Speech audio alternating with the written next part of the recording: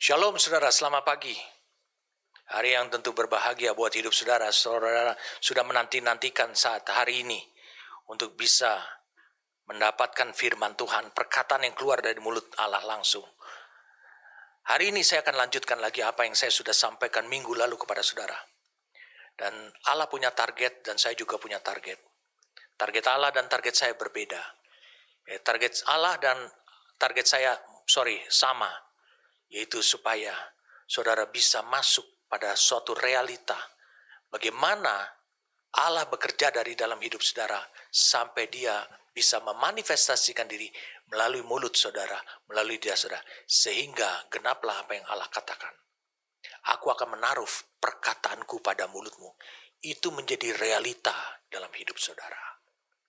Itu bukan dari menghafal firman Tuhan, bukan menghafal ayat, bukan ada pada pikiran, tapi itu adalah satu firman yang diproses oleh Roh Allah yang ada di dalam diri saudara, di dalam batin saudara, diproses oleh Allah. Saya mengajak kita berdoa kepada Tuhan, karena nanti sebelum kita mengakhirinya, saya akan berdoa supaya terjadi impartasi yang baru dalam hidup saudara. Mari kita berdoa kepada Tuhan. Bapa, terima kasih untuk anugerah yang Kau berikan. Kami duduk dihampiri oleh firman yang adalah Allah sendiri. Kami bersyukur oleh karena anugerah yang Kau berikan setiap saat dan tepat pada waktunya. Untuk Engkau bukan hanya menuntun kami. Kalau zaman dahulu Allah menuntun orang Israel melalui tiang awan dan tiang api, kami tahu hari ini Engkau menuntun kami melalui Roh-Mu yang kudus. Dan firman-Mu itu memberikan arah kepada kami dengan jelas. Bagaimana kami harus melangkah, di mana tujuan yang harus kami capai. Hari ini Tuhan, biarlah Roh-Mu yang kudus bekerja bersama-sama dengan firman yang keluar daripada mulut-Mu untuk menanamkan, mengimpartasikan, sehingga termanifestasinya. Firman yang sejati itu dari dalam hidup kami semua. Terima kasih Tuhan, kami siap dan kami mau memberikan tempat telinga kami kepada firman-Mu, tempat kepada Roh-Mu yang kudus dan firman-Mu. Kami bersyukur demi nama Tuhan kami Yesus Kristus. Amin. Minggu lalu kita sudah bahas, saudaraku, dari Bilangan 14 ayat yang ke-8. Dari kata-kata yang dikatakan oleh Yosua. Jika Tuhan berkenan. Ini adalah suatu perkataan yang benar-benar dia mampu. Kalau saudara pernah tahu tentang hamba Tuhan Papa Jonathan, dia membagikan tentang discern spirit. Jadi kita harus memiliki kemampuan untuk bisa mengetahui jelas apa yang terjadi secara rohani terhadap diri kita dan apa yang terjadi di dalam alam roh. Ini juga dari perkataannya Joshua. Itu juga yang diungkapkan oleh dia melalui ayat 8 ini. Bilangan 14 ayat 8. Kita akan kutip bagian atasnya. Jika Tuhan berkenan kepada kita, maka Ia akan membawa kita masuk ke negeri itu. Dengan kata lain adalah ada orang yang berkenan, ada orang yang tidak berkenan. Perkenanan itu minggu lalu saya sampaikan kepada saudara, itu ditentukan oleh tubuh saudara. Dalam Roma 12 ayat 1 dikatakan persembahkanlah tubuhmu sebagai persembahan yang hidup. Saudara bisa lihat ayatnya. Yang kudus dan yang berkenan kepada Allah. Yesus berkenan kepada Allah di Sungai Yordan sebelum dia melayani. Sebelum dia menjadi rasul. Sebelum dia menjadi nabi yang diketahui oleh banyak orang. Saudara bisa lihat di sini. Jadi berkenan Allah kepada kita. Saya ulangi, berkenan Allah kepada kita tidak ada hubungannya dengan apa pelayananmu, apa tanggung jawabmu, tidak ada hubungannya. Tapi berkenan kepada Allah itu menyangkut tubuhmu. Rasul Yakobus mengatakan, dia membuktikan, dia adalah saksi hidup dan saksi nyata daripada kehidupan Yesus mungkin 30 tahun, karena mungkin dia hanya selisih 1 tahun dengan Yesus. Dia tidak termasuk daripada ke-12 murid. Dan dia sudah cukup punya dasar untuk gereja di Yerusalem mengangkat dia menjadi seorang rasul. Dia menulis tentang adanya manusia yang sempurna. Di Yakobus 3 ayat yang kedua. Dia jelaskan banyak orang bahwa kita semua bersalah dalam mulut. Tapi orang yang tidak bersalah dalam perkataannya, itu adalah manusia yang sempurna. Kalau dia berani mengatakan seperti itu, berarti dia telah menemukan ada orang yang tidak bersalah dalam perkataannya. Tentu, itu adalah orang yang diamat-amati dalam kehidupannya. Mungkin yang berbicara dengan dia, berinteraksi dengan dia, bergaul di tengah-tengah dia, hidup bersama-sama dengan dia. Siapa lagi? Yesus. Karena Bapa juga mengkonfirmasikan ulang apa yang dikatakan, apa yang ditemukan oleh keluarganya Yesus, keluarganya Maria di Nazaret. Betul, aku berkenan. Itu sudah menjawab seutuhnya kehidupan pribadinya Yesus.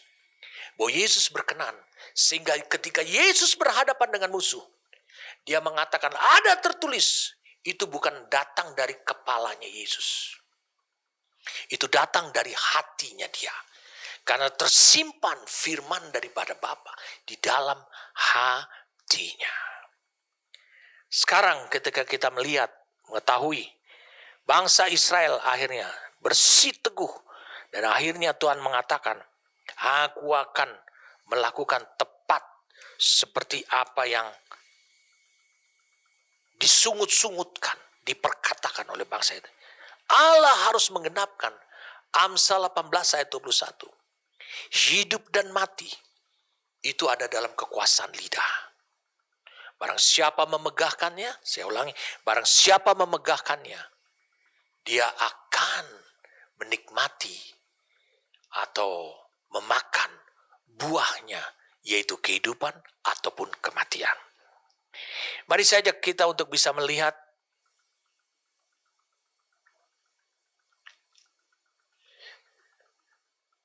dari Bilangan 14, kita akan lanjutkan lagi. Ini menjadi contoh bagaimana kegagalan dalam destiny, mencapai destiny. Yaitu soal perkenanan Tuhan. Bilangan 14, ayat 26. Lagi berfirmanlah Tuhan kepada Musa dan Harun. Kita mulai dari ayat 27 sebenarnya. Berapa lama lagi umat yang jahat ini akan bersungut-sungut kepadaku? Segala sesuatu yang disungut-sungutkan orang Israel kepadaku telah kudengar. Katakanlah kepada mereka, demi aku yang hidup, demikianlah firman Tuhan, bahwasanya seperti yang kamu katakan di hadapanku, demikianlah akan kulakukan kepadamu. Di padang gurun ini, bangkai-bangkaimu akan berhantaran, yakni semua orang di antara kamu yang dicatat, semua tanpa terkecuali, yang berumur 20 tahun ke atas. Karena kamu telah bersungut-sungut kepadaku. Kalau dalam Amplified Classic Bible ada penekanan yang lebih jelas supaya saudara bisa memperhatikan. Khususnya adalah di ayat yang ke-28. Dikatakan, tell them, as I live, says the Lord, what you have said in my hearing, I will do to you. Kalau ayat 28 ini diterjemahkan, katakan kepada mereka, demi aku yang hidup, demikianlah firman Tuhan, apa yang kamu katakan dalam pendengaranku, akan aku lakukan kepadamu. Siapa orang Israel ini yang menggerutu ini, yang bersungut-sungut ini? Ini adalah umat Tuhan. Mari saya ajak saudara bisa melihat Keluaran.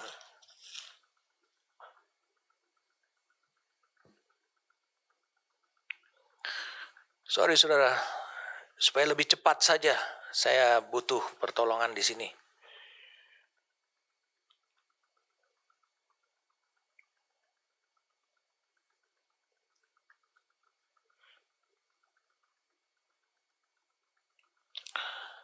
Keluaran 2 ayat 23.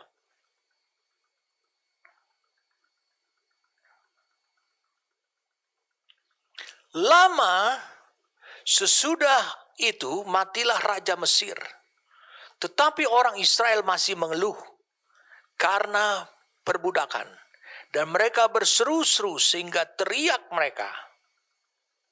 Teriak mereka. Seruan mereka. Minta tolong karena perbudakan itu sampai kepada Allah.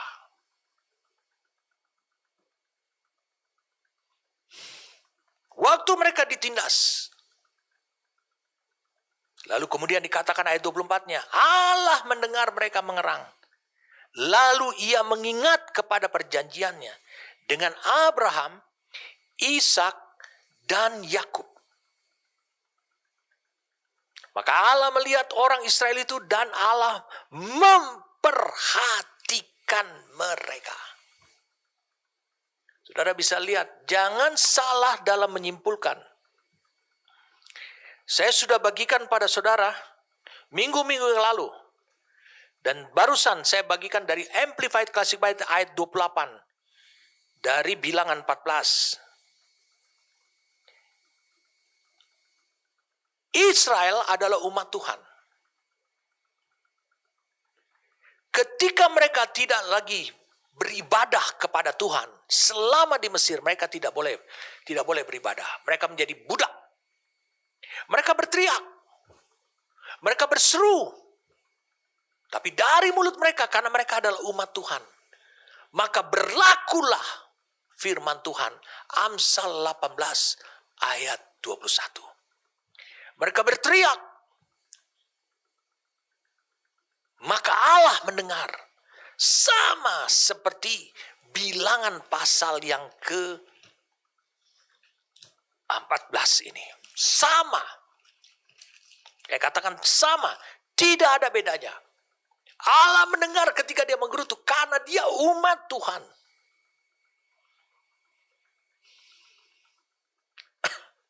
Saya katakan karena mereka adalah umat Tuhan. Saudara harus berhati-hati. Setiap yang kamu katakan di tempat gelap, di tempat terang, karena kau umatnya, Allah mendengar. Dan Allah hanya berpijak pada firman-Nya. Apakah yang keluar dari mulutmu, seperti yang dikatakan oleh Yakobus, dari lidah yang sama, mulut yang sama, keluar kutuk atau berkat? Allah mendengar. Hari ini saya ingin mempertegas, melanjutkan dari bilangan 14 ayat 8 apa yang dikatakan oleh Joshua. Jika Tuhan berkenan. Sekarang dikatakan, apa yang kamu katakan dalam pendengaranku, dan aku akan lakukan kepadamu. Allah bisa lakukan kematian atau kehidupan. Sebab dari mulut kita itu bisa keluar buah kutuk atau kematian. Kalau Allah tidak berkenan, maka akan muncul buah kutuk atau buah kematian. Kematian itu menjadi upah atau konsekuensi dari apa yang keluar dari mulutmu, yang bersumber itu dari hati. Saudara harus tetap ingat, Allah menyelidiki hati. Saya ulangi, Allah menyelidiki hati. Jadi jelas, saya ingin melanjutkan lagi. Amsal 18 ayat 21, saudara bisa lihat dalam tayangan. Hidup dan mati dikuasai lidah. Siapa menggemakannya akan memakan buahnya, yaitu kematian atau kehidupan. Jadi jelas sudah bahwa hidup dan mati itu ada dalam kekuasaan lidah. Jadi kalau hidup dan mati ada dalam kekuasaan lidah, kita sekarang bisa menarik kesimpulan. Umat Tuhan, ingat, kalau kau umat Tuhan, berarti Allah mendengar semua apa yang keluar dari lidahmu. Mengapa? Karena lidah itu menjadi anjang peperangan antara Allah dengan iblis.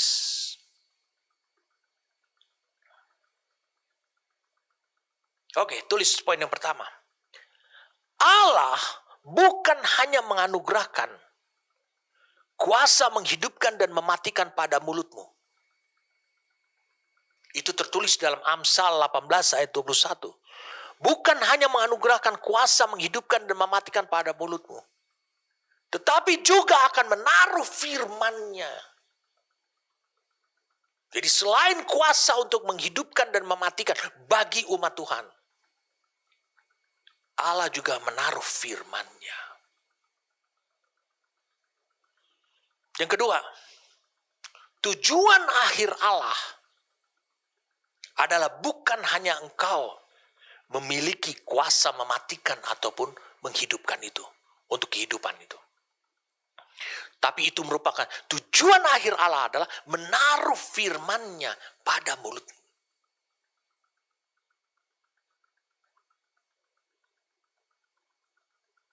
Yang ketiga, Allah menaruh firman-Nya pada mulutmu.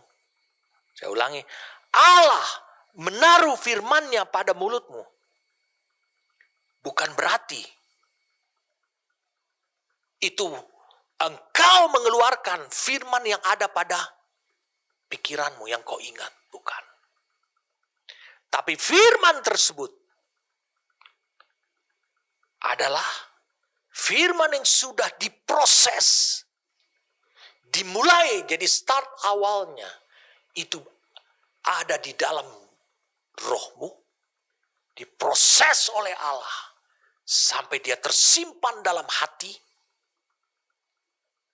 Dan akhirnya dia memanifestasikan dalam pada mulut saudara. Jadi itu adalah firman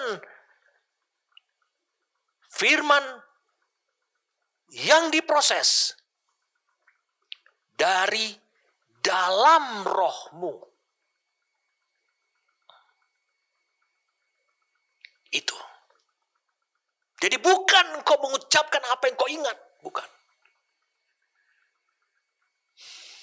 Saya pernah bagikan pada saudara. Seorang wanita tukang tenung yang mengikuti Paulus setiap hari. Dia berkata, bukankah ini adalah hamba Tuhan. Untuk keselamatan kalian. Membawa berita baik. Kalian bisa lihat itu di Kisah Rasul pasal 16. Mari kita lihat. Kisah para Rasul 16. Itu dikutip dari firman Tuhan. Saya ulangi, itu dikutip dari firman Tuhan. Mari kita lihat Kisah Rasul. Pasal yang ke-16. Ayat 17-nya, ia mengikuti Paulus dan kami dari belakang sambil berseru katanya, orang-orang ini adalah hamba Allah yang maha tinggi. Mereka memberitakan kepadamu jalan kepada keselamatan. Wow. Saudara tahu, iblis mengutip ayat ini dari mana? Ini yang ada di kepalanya si tukang tenung tersebut.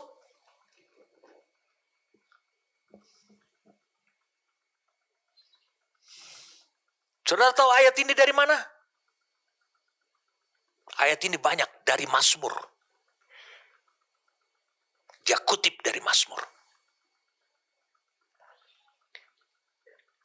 Dia katakan. Tapi saudara bisa lihat Paulus lain. Dia sama seperti Joshua. Dia bisa melihat ke dalam alam roh.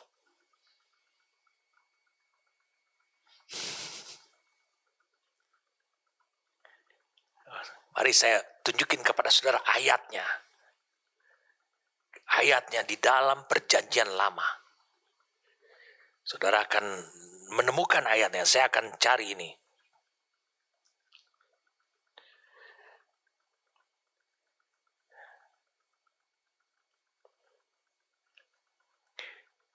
Dalam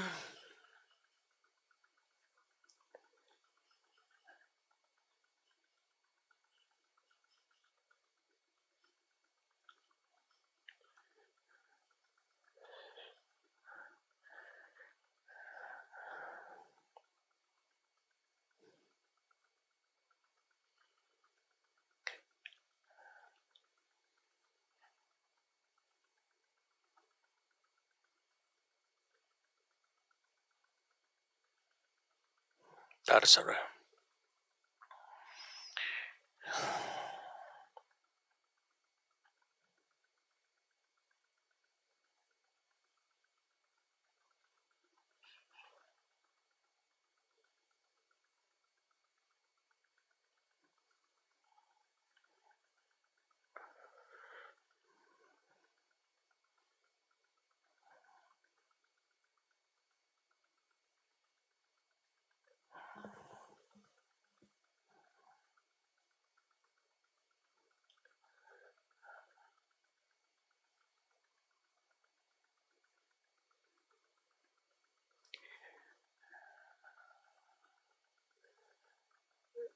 Mungkin saudara bisa lihat di ayat ini saja.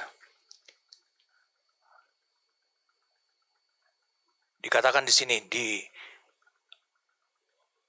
Mazmur 68 ayat 12, Tuhan menyampaikan sabda, orang-orang yang membawa kabar baik itu merupakan tentara yang besar.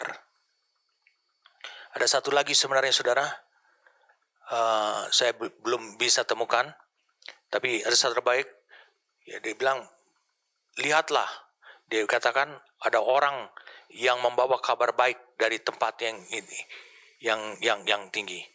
Lihatlah, dikatakan itu memberikan gambaran kepada kita bahwa mereka yang membawa kabar baik itu adalah orang-orang yang bersuka cita, orang-orang terpilihnya Allah.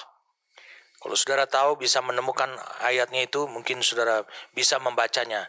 Di situ itu betul-betul konfirmasi yang jelas buat kita semua bahwa apa yang dikatakan oleh si wanita tukang tenung ini itu benar-benar adalah sesuatu yang sebenarnya dia kutip dari firman Tuhan. Itu dikutip dari firman Tuhan. Mungkin saya berharap nanti suatu ketika saya bisa menemukan ayat ini, saya akan bagikan lagi kepada saudara pada minggu-minggu yang akan datang. Ya, oke. Jadi mari kita lihat kembali lagi dalam Kisah Rasul itu dikatakan ini adalah orang yang membawa kabar baik. Itu kutipan. Mari saya ajak saudara untuk bisa melihat sekarang Matius pasal yang keempat.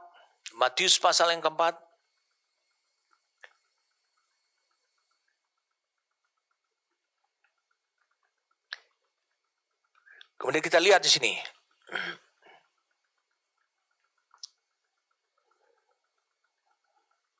Ayat 5.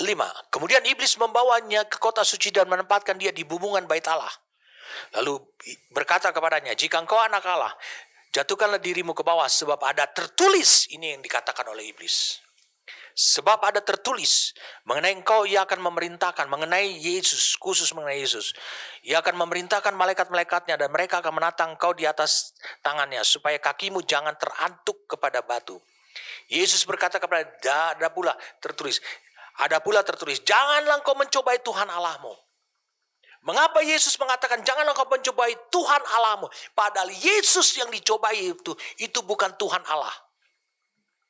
Karena iblis memakai, saya ulangi, karena iblis memakai ayat firman Tuhan yang keluar dari mulut Allah, tapi itu keluar dari pribadinya si jahat untuk membuat Yesus, saya ulangi, untuk membuat Yesus terpojok.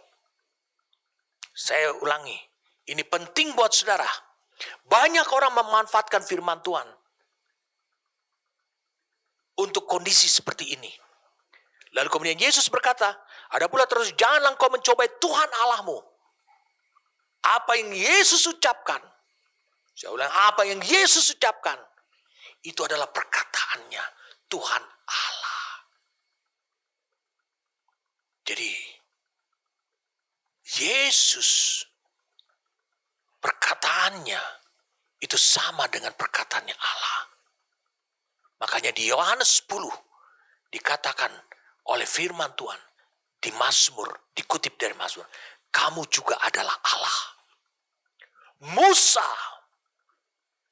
dijadikan Allah bagi Firaun. Musa dijadikan seperti Allah buat Harun. Ini kita harus bisa pahami. Sebelum kita lanjutkan, ini sangat penting buat saudara. Jadi tujuan akhirnya Allah itu menaruh firman-Nya pada mulut saudara. Bukan hanya memberikan kuasa, mematikan dan menghidupkan, atau kehidupan dan kematian. Lalu firman yang merupakan tujuan Allah pada mulut itu bukan berasal dari pikiran. Tapi itu firman yang dari dalam rohmu, diproses oleh roh Allah. Sehingga dia menetap tinggal di dalam hati. Sehingga pada harinya, saya ulangi, pada harinya, pada saatnya, itu akan keluar dari mulut. Maka perkataanmu, saya ulangi, maka perkataanmu akan sama dengan Allah. Itu yang selama ini kita udah ketahui adalah the proceeding word. Itu yang harus saudara pahami. Proceeding word. Jadi kita harus benar-benar bisa pahami proceeding word itu adalah firman, perkataan Allah yang berbicara dari dalam rohmu. Itu diproses. Karena dia tidak diinginkan oleh Allah. Dia hanya, saya ulangi, dia hanya berbicara dari dalam. Tapi dia juga harus berbicara keluar sampai kepada mulutmu. Nah, yang ketiga, Allah menaruh firman-Nya kepada mulut saudara. Ini sudah saya sampaikan sebelum-sebelumnya. Karena dia didasarkan oleh ikat janjinya untuk melakukan hal itu. Yesaya 59 ayat 21. Saudara bisa melihat Yesaya 59 ayat 21.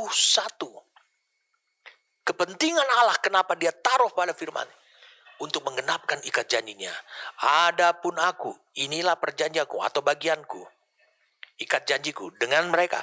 Firman Tuhan, rohku yang menghinggapi engkau dan firmanku yang kutaruh dalam mulutmu tidak akan meninggalkan mulutmu dan mulut keturunanmu dan mulut keturunan mereka dari sekarang sampai selama-lamanya. Kalau saudara pahami ayat ini, mengapa hari ini Allah mau memprosesnya di dalam hidup saudara, sehingga suatu hari firman itu sudah sampai di mulut saudara. Itu yang disebut dengan Allah menaruh firman-Nya pada mulut saudara. Adalah supaya kalau saudara berbicara kepada yang disebut dengan membangun keturunanmu. Keturunanmu itu bukan berarti adalah anak lahiriamu saya. Tapi setiap orang yang menjadi umat Tuhan yang kau jadikan keturunanmu. Maka dia hidup dari perkataan yang keluar dari mulutmu. Yaitu perkataannya Allah langsung. Jadi itu berbicara dari generasi ke generasi. Tujuan Allah menaruh firman-Nya pada mulutmu adalah dia berbicara tentang generasi ke generasi.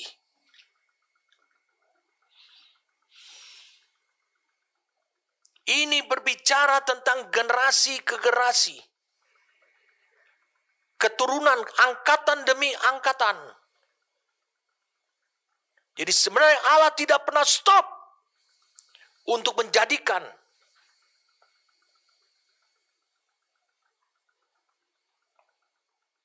Musa saja menjadi Allah bagi Firaun.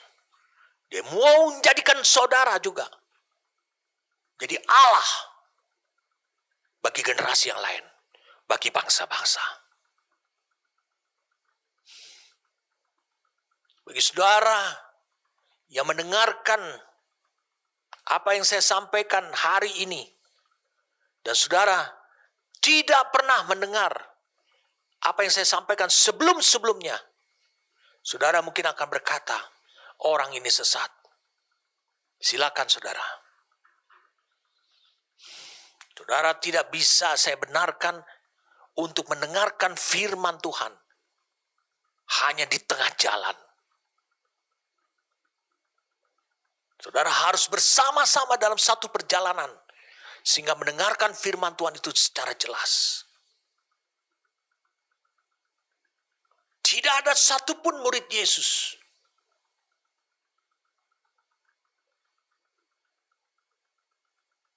yang menentang Yesus ketika Yesus berkata, bongkar, hancurkan bait suci ini.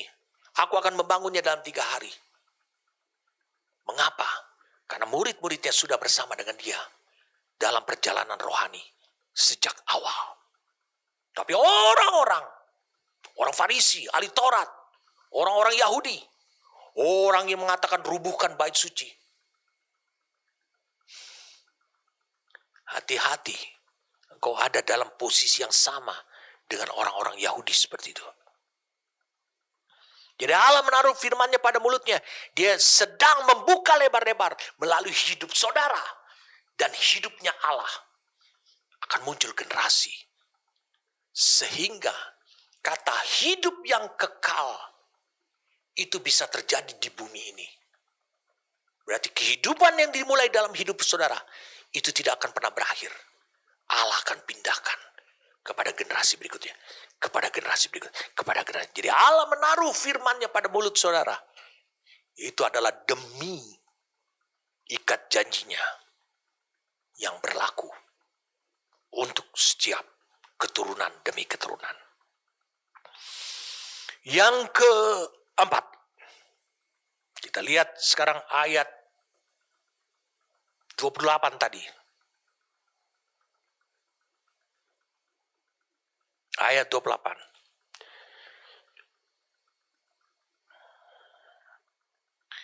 Kepada setiap orang, dengarkan saya. Kepada setiap orang, dia berdosa atau tidak berdosa, Allah sudah menganugerahkan kuasa kehidupan dan kuasa kematian pada lidahnya.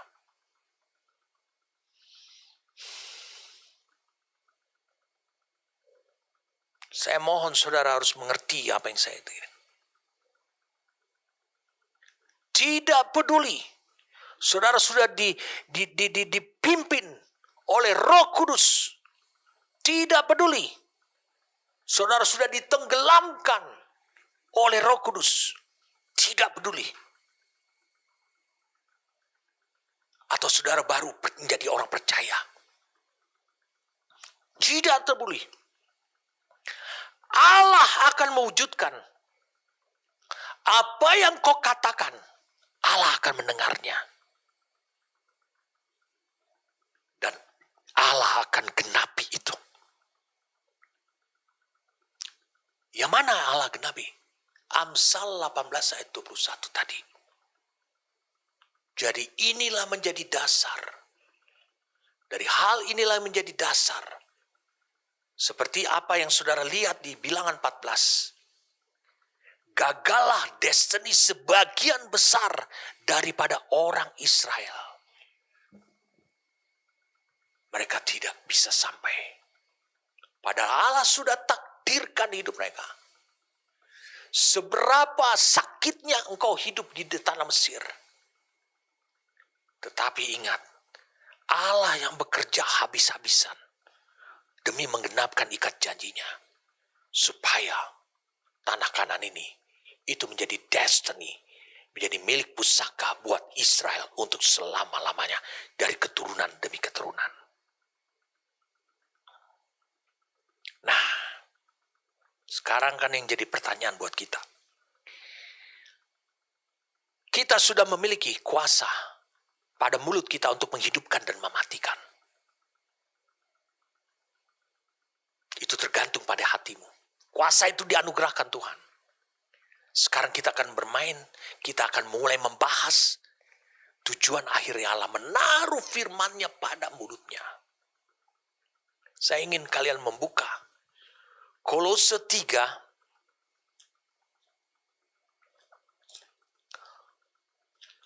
Kolose 3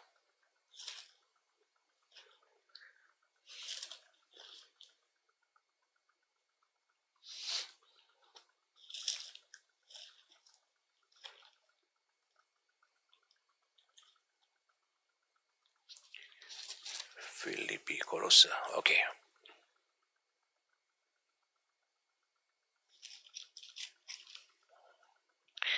Kolose 3 ayat 15.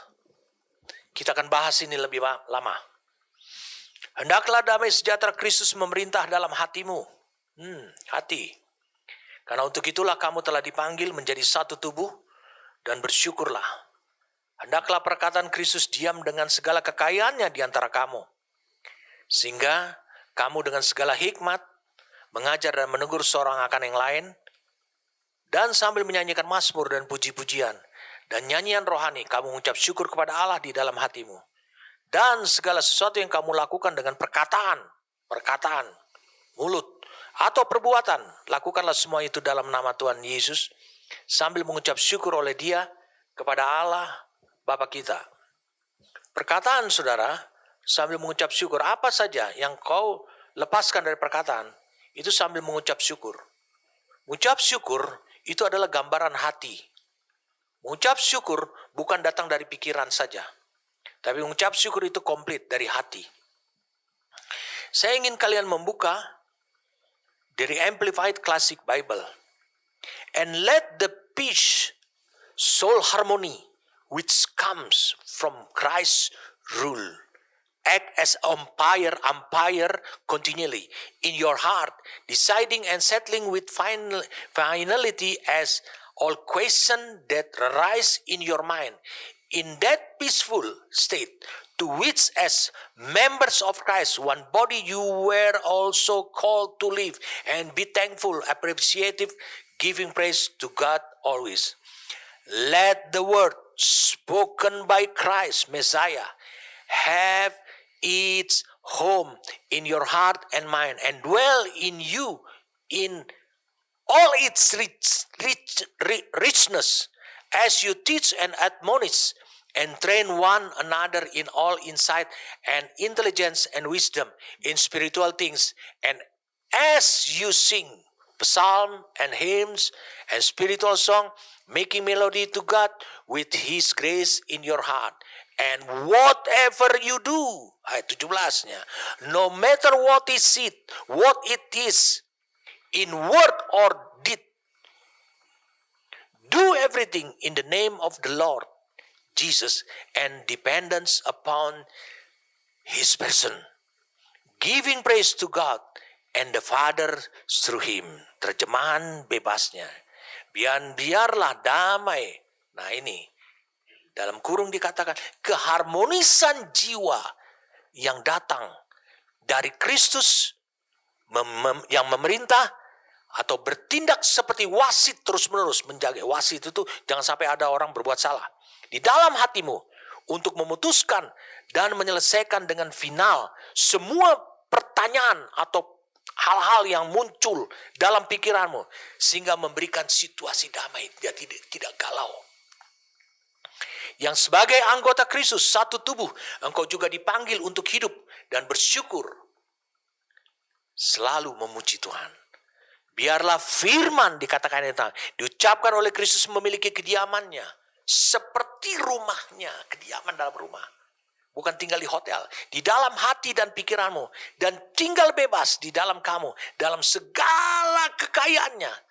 Katakan segalanya, dalam segala kekayaannya, seutuhnya. Apa yang dimiliki oleh firman itu. Sehingga saat engkau mengajar dan menasihati, melatih satu sama lain dalam segala kedalaman, wawasan dan kecerdasan, serta hikmat dalam hal-hal rohani. Dan seperti engkau menyanyikan mazmur dan himne dan lagu-lagu rohani, membuat melodi bagi Tuhan. Jadi menjadikan firman itu mengandung melodi melalui kasih karunia-Nya di dalam hatimu. Dan apapun yang kamu lakukan, itu juga tidak peduli apa itu, dalam perkataan atau perbuatan, lakukanlah segala sesuatu dalam nama Tuhan Yesus dan bergantung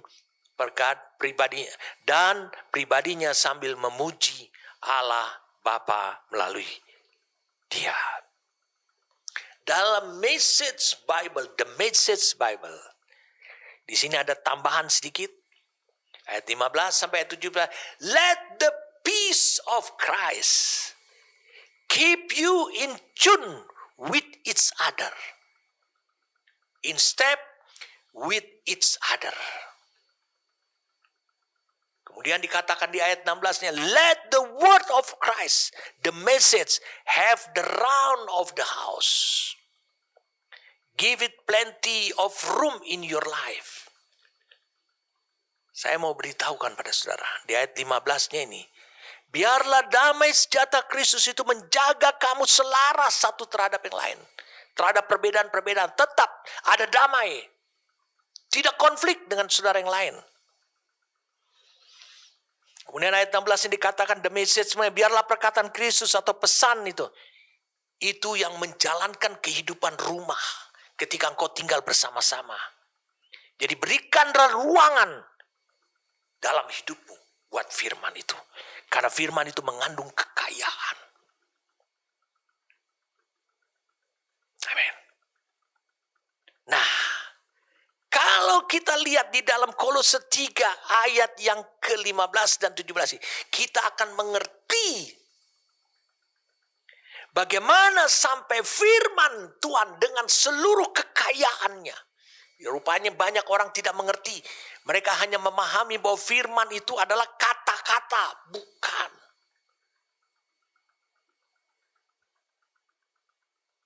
Mari saya ajak saudara untuk bisa melihat apa yang dikatakan Rasul Paulus di 1 Tesalonika pasal yang ke-5. 1 Tesalonika pasal yang 1.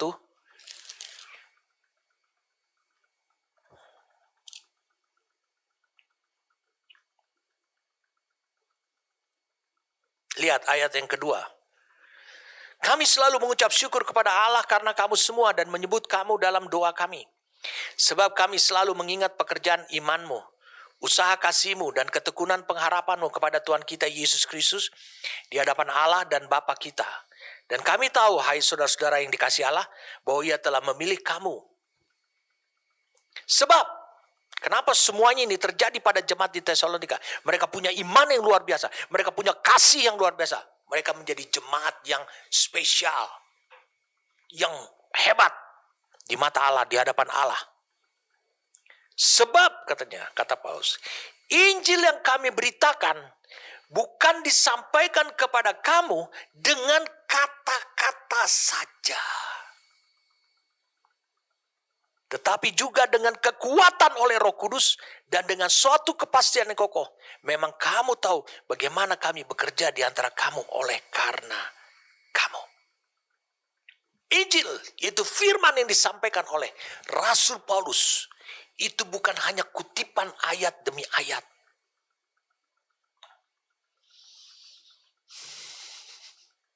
Bukan hanya kutipan ayat demi ayat. Tapi di dalamnya. Berarti itu dari dalam rohnya firman itu. Karena roh Allah, Roh Kudus ada pada dirinya. Paulus, dia memproses firman itu sampai di hati. Dan sampai di hati, dia tetap mengandung kuasa dan otoritas roh Allah.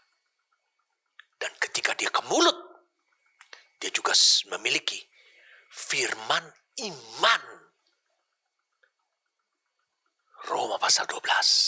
Firman iman ini yang menyelamatkan orang, membuat orang Tesalonika percaya.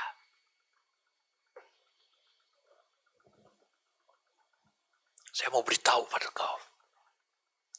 Betul apa yang dikatakan di Kolose 3 ayat yang ke-15 ini. Betul apa yang dikatakan itu.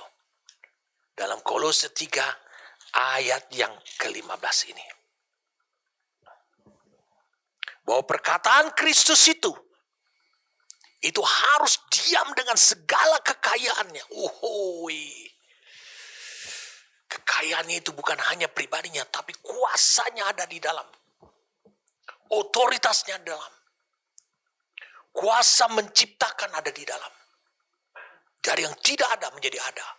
Semuanya dijadikan dari tidak ada oleh firman. Bukankah kita lagi membahas, melanjutkan dari apa yang Joshua katakan? Jika Tuhan berkenan. Sekarang kita lihat. Allah berusaha melakukan menurut apa yang dikatakan oleh umatnya. Supaya genaplah firman Tuhan di Amsal 18 itu. Ayat 21. Sekarang kita dibukakan oleh Tuhan. Bahwa perkataan Tuhan yang dari dalam itu penuh dengan kekayaannya. Sekarang yang pertanyaannya, Kolose 3 ini menuntun kita supaya firman itu sampai kepada mulut kita tetap dengan kuasa yang hebat. Kita lihat di sini. Apa yang pertama kali menyebabkan firman itu tidak bertumbuh, tidak berlanjut kepada proses berikutnya, tidak mendapatkan tempat di hati, dan dia tetap kembali lagi ada di dalam roh. Yang pertama adalah perkataan Kristus yang memiliki kekayaan itu membutuhkan damai Kristus itu berkuasa dalam diri saudara. Lihat ayat 15. Hendaklah damai sejahtera Kristus itu memerintah dalam hatimu. Damai itu berarti tidak terjadi konflik di dalam batin saudara. Tidak terjadi konflik. Saya sudah bagikan pada saudara apa yang disebut dengan hati. Hati itu terdiri dari roh, yaitu fungsi daripada hati nurani, pikiran, perasaan, dan kehendak, yaitu yang ada pada jiwa. Itu tidak terjadi konflik. Banyak orang dia mengatakan dalam pikirannya, betul nggak ini dari Tuhan? Betul nggak ini dari Tuhan? Apa yang terbit dari dalam dirinya? Berarti dia belum memiliki damai. Yohanes 14. Dia katakan tadi damai sejahtera Kristus.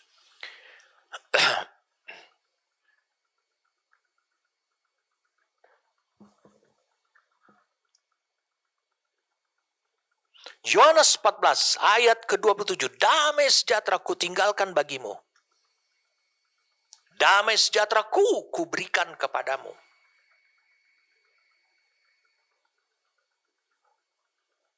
Dan apa yang kuberikan tidak seperti yang diberikan oleh dunia kepadamu.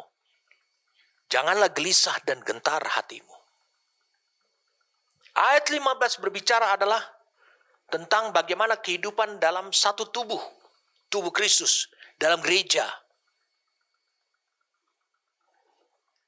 Kalau damai sejahtera Kristus yang ada di Yohanes 14 ayat 27 itu tidak tinggal pada hidup saudara, memerintah dalam hidup saudara, engkau sulit berdamai dengan orang lain.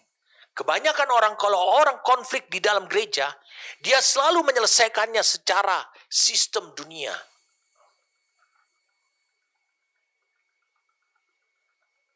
Saya terdiam ketika terjadi konflik dalam gereja, oleh karena orang lebih memilih untuk menyelesaikannya secara damai.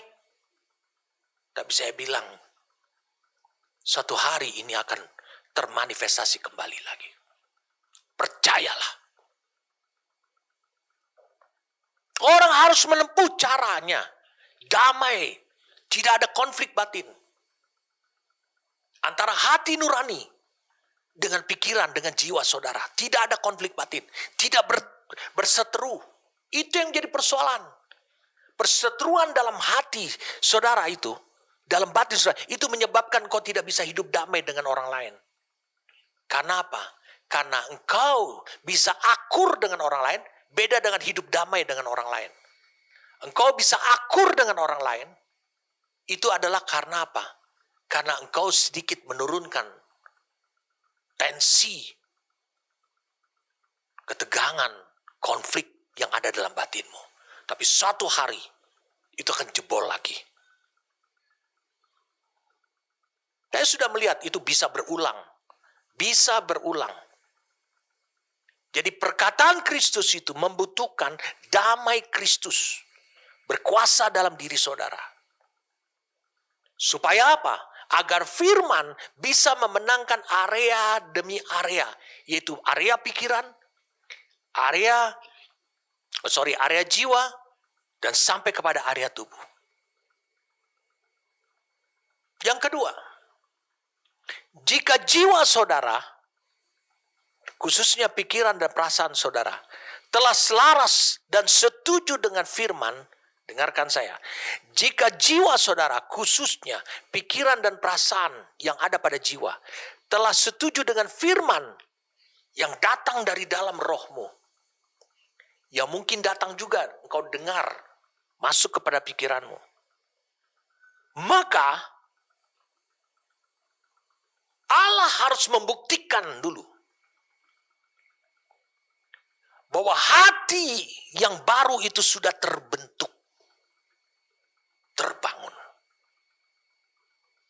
Karena Allah berjanji akan memberikan hati yang baru.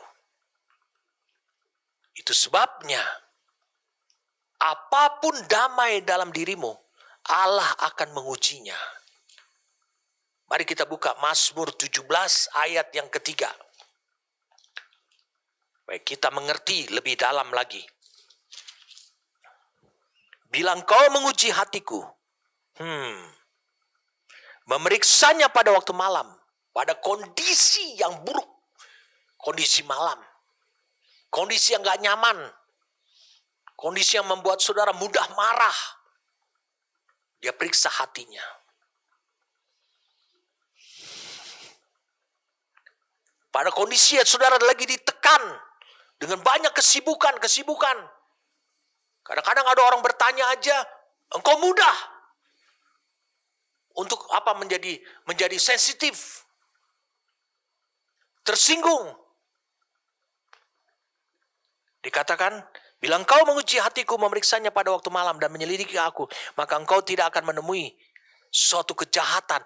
Mulutku tidak terlanjur. Luar biasa. Mulutku tidak terlanjur. Luar biasa.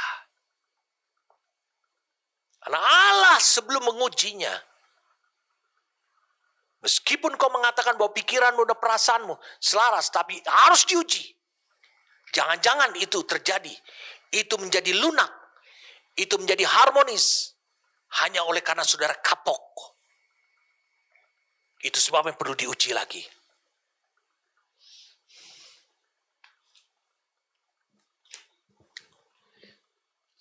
Mengapa perlu diuji? Apakah yang keluar dari lidahmu? Mari kita lihat sekarang Amsal 10. Mari kita lihat Amsal 10.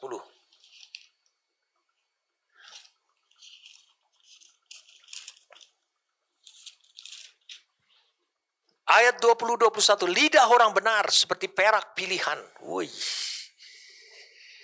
Lidah orang benar itu sebagai perak pilihan. Tetapi pikiran orang yang fasik sedikit nilainya. Karena apa? Karena lidah itu, apa yang datang dari lidah itu datangnya dari pikiran.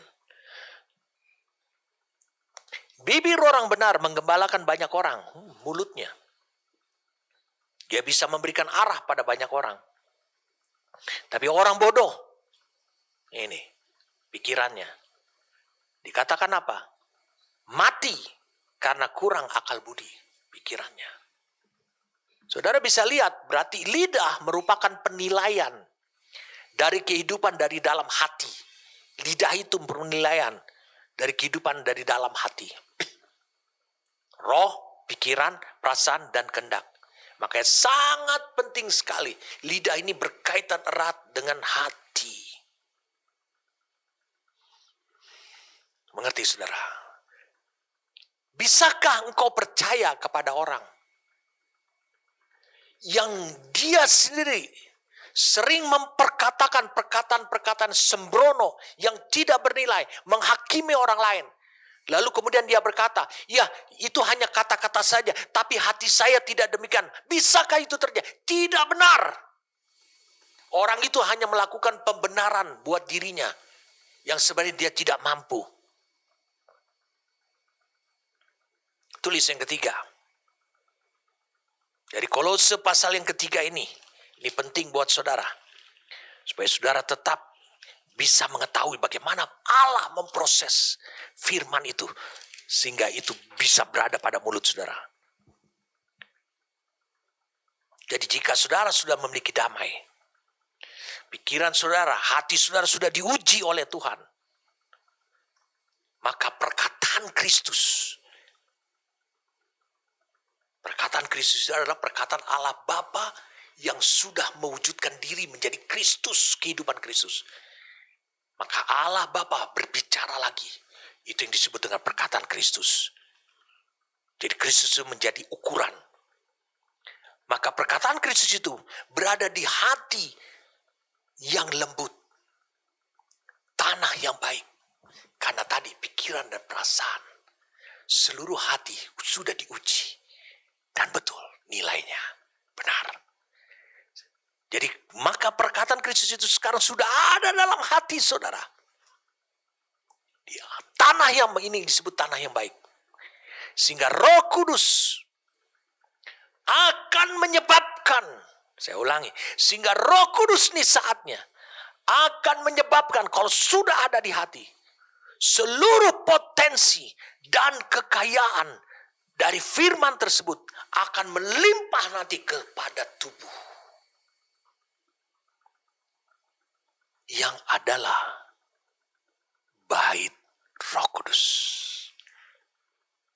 Jadi firman itu perlu perkataan Kristus itu harus betul-betul tinggal dulu di hati yang sudah diperbarui, hati yang lembut, hati tanah yang baik ini.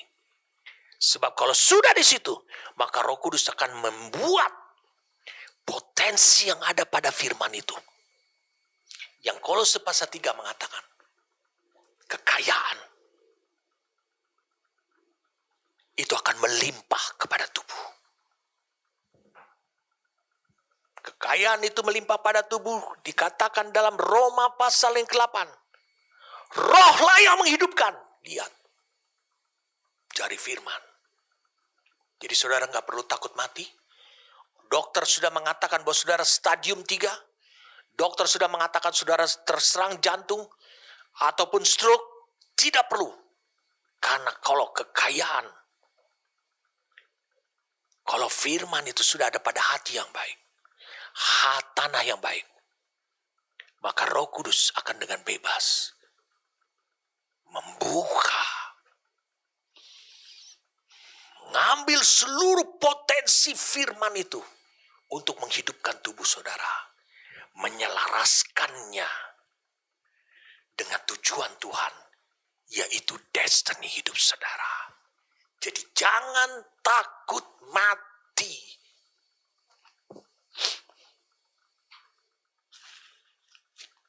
Karena apa? Karena Roh Kudus tahu tubuhmu itu bait Roh Kudus.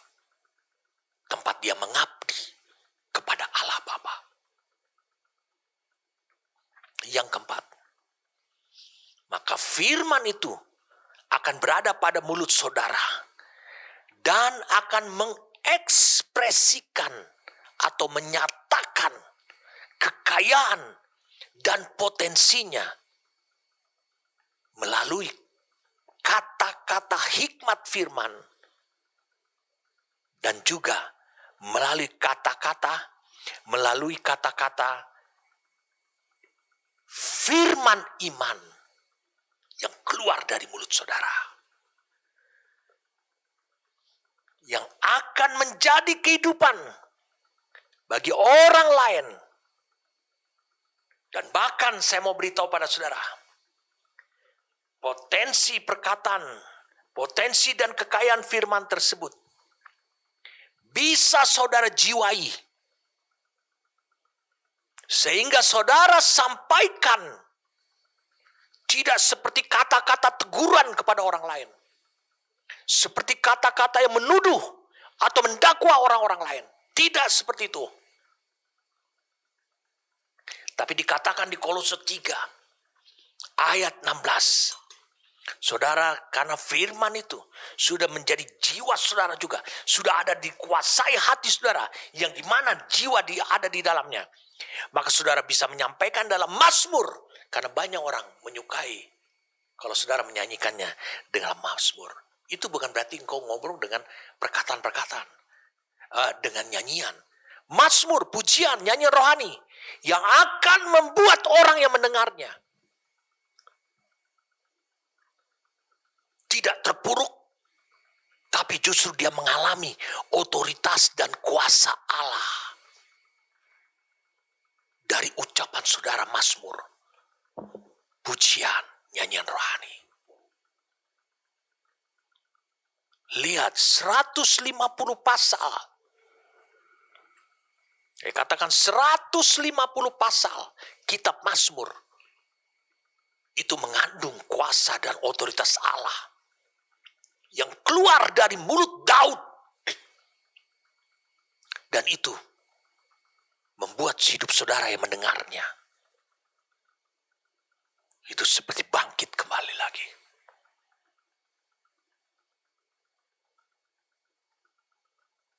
Amin. Luar biasa. Saya katakan luar biasa. Berapa pasal tulisan Kidung Agung. Tulisan Salomo, Raja Salomo. Yang membuat saudara, dia bercerita tentang mempelai. Dia bercerita tentang hal-hal yang mungkin tidak ada kaitannya kelihatan dengan dosa saudara. Tapi membuat saudara juga bertobat. Bagaimana rahasia kekuatan Allah, rahasia dimensi-dimensi Allah diungkapkan melalui mazmur, pujian, dan nyanyian rohani. Itulah gambaran kekayaan daripada perkataan Kristus atau firman Tuhan. 1 Korintus 2, mari kita lihat.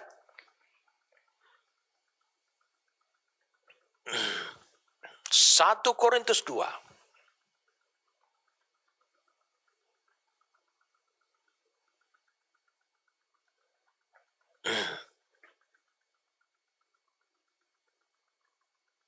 Ayat 1, demikian pula ketika aku datang kepadamu saudara-saudara, aku tidak datang dengan kata-kata yang indah atau dengan hikmat untuk menyampaikan kesaksian Allah kepada kamu. Ayat 4, baik perkataanku maupun pemberitaanku tidak kusampaikan dengan kata-kata hikmat yang meyakinkan, tetapi dengan keyakinan akan kekuatan atau dalam demonstrasi daripada roh. Kalau kau lihat di King James Version, in demonstration of the Spirit and of power. Dalam demonstrasi daripada roh, roh mendemonstrasikan bagaimana supaya saudara mengerti, bagaimana supaya saudara berbuat, dan kekuatan, dan kuasa. Supaya dikatakan iman kamu yang mendengarnya, jangan bergantung pada hikmat manusia, kehebatan kata-kata. Tapi pada kekuatan Allah atau kuasa Allah, karena di sini digunakan kata dunamis. Sungguh pun demikian, kami memberitakan hikmat di kalangan mereka yang telah matang, yaitu hikmat yang bukan dari dunia ini dan yang bukan dari penguasa-penguasa dunia ini, hikmat kepada mereka yang sudah dewasa, yaitu penguasa-penguasa yang akan ditiadakan. Tetapi yang kami beritakan ialah hikmat Allah yang tersembunyi dan rahasia yang sebelum dunia dijadikan telah disediakan Allah bagi kemuliaan kita. Tersembunyi bagi banyak orang dunia. Tapi ingat, dia disertai dengan kuasa. Itu yang Paulus katakan. Dia disertai dengan kuasa sehingga, saya ulangi, sehingga dia bisa menjadi firman iman, bisa menjadi perkataan hikmat firman bagi orang yang mendengarnya.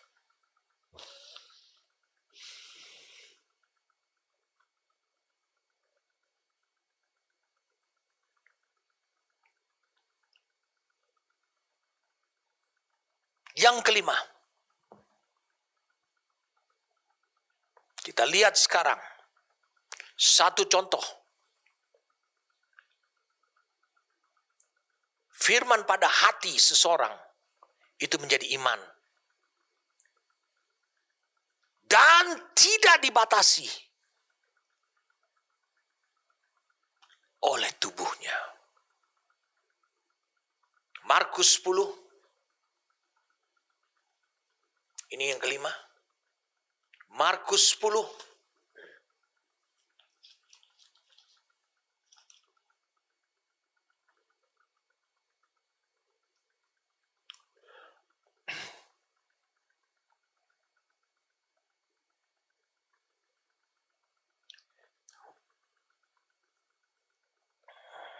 Ayat 46 sampai 52.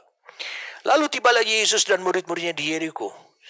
Dan ketika Yesus keluar dari Yeriko bersama-sama dengan murid-muridnya, dan orang banyak yang berbondong-bondong, ada seorang pengemis yang buta bernama Bartimeus. Anak Timeus duduk di pinggir jalan. Ketika didengarnya bahwa itu adalah Yesus orang Nazaret, mulailah ia berseru, Yesus anak Daud, kasihanilah aku. Banyak orang yang menegurnya supaya ia diam. Namun semakin keras ia berseru, anak Daud, kasihanilah aku. Lalu Yesus berhenti dan berkata, panggillah dia.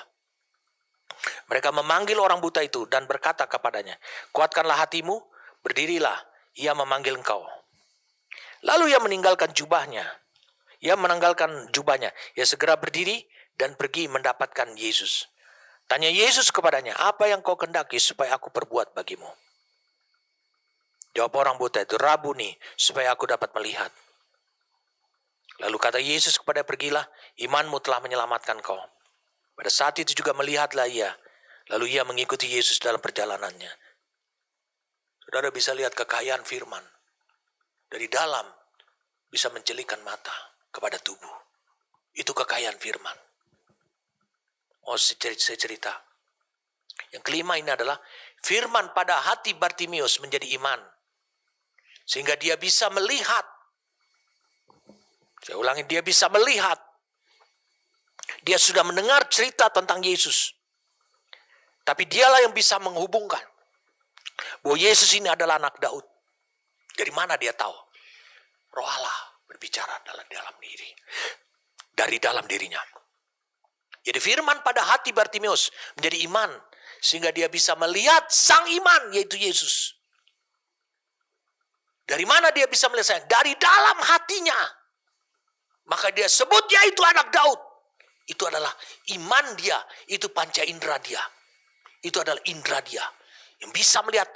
Tidak menggunakan tubuh ini. Sebagai panca indera. Dan dia tahu itu berasal dari Nazaret. Saudara bisa lihat Yesaya 35. Ayat 5. Yesaya 35.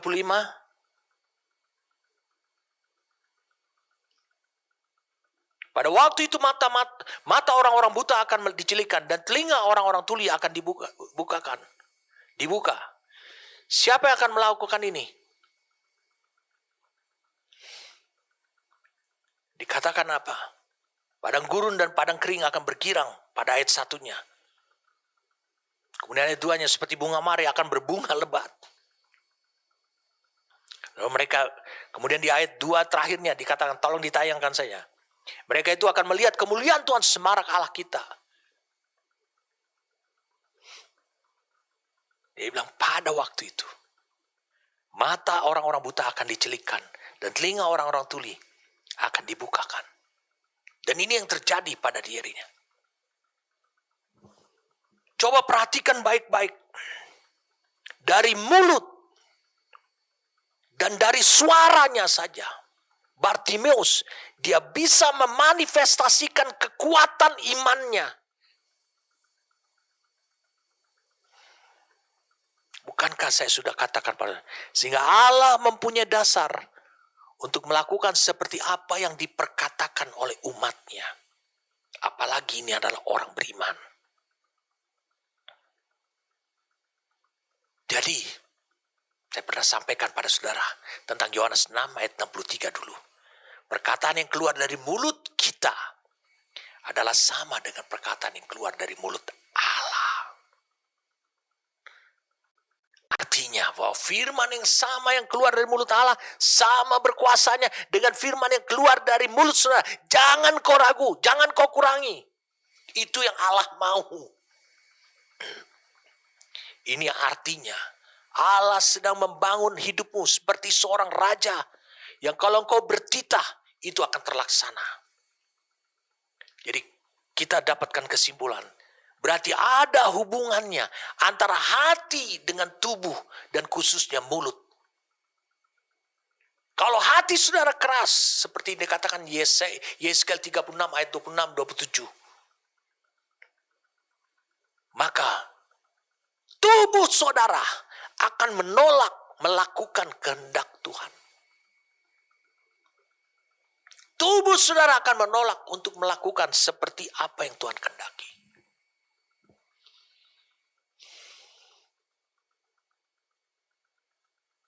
Jadi hati-hati dengan mulut.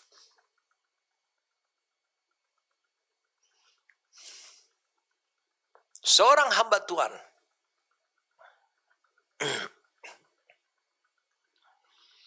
di 1 Raja-Raja 17 ayat 1 namanya adalah Elia. Elia itu adalah salah satu bukti di perjanjian lama. Salah satu.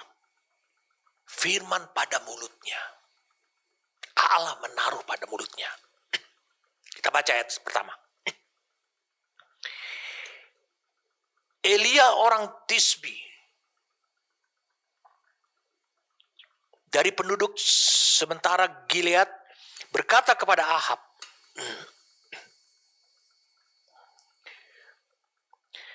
Demi Tuhan, kita lihat dulu di 1 Raja-Raja 17.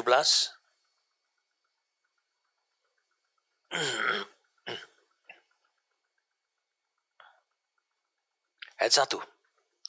Lalu berkatalah Elia orang Tisbe dari Tisbe Gilead kepada Ahab, demi Tuhan yang hidup, Allah Israel yang kulayani, sesungguhnya tidak akan ada embun atau hujan pada tahun-tahun ini, kecuali kalau kukatakan. Dan itu terjadi. Kita mengajak tolong ditayangkan dalam Amplified Classic Bible. Saudara bisa lihat Amplified Classic Bible, saya terjemahkan langsung. Terjemahan seperti ini. Elia orang Tisbi dari penduduk Gilead berkata kepada Ahab, demi Tuhan Allah Israel yang hidup, di hadapannya aku nih sedang berdiri. Padahal di depan dia itu adalah Ahab. Tidak akan ada embun atau hujan pada tahun-tahun ini sesuai dengan apa yang kukatakan. Sesuai dengan apa yang kukatakan. Dan betul saja terjadi. Tidak ada hujan. Sampai Ahab mengatakan kepada hambanya dan juga kepada Ahab, hujan segera turun. Itu terjadi lagi. Hujan deras sekali. Nah, saudara bisa melihat, itu tujuan Allah. Tujuan Allah adalah untuk menaruh firman-Nya pada mulut saudara. Supaya dia bisa mengalirkan kuasa dan otoritas Allah yang terkandung dan kekayaan yang terkandung dalam firman itu. Itu keluar dari hidup saudara.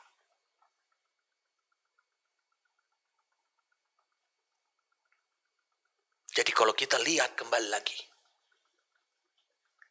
Dari bilangan pasal yang ke-13. Dan bilangan pasal ke-14 itu. Saudara bisa menarik kesimpulannya begini. Jangan sampai terjadi pada hidup saudara. Apa sebenarnya yang terjadi pada bangsa Israel? Pada bilangan 13 dan 14 itu. Saudara bisa lihat. Apa yang pernah Allah janjikan pada Israel melalui firman-Nya. Itu tidak berkuasa tinggal pada hati mereka. Tapi justru apa yang disuarakan iblis, apa yang disuarakan musuh, melalui fakta-fakta, realita, itu yang mereka dengar.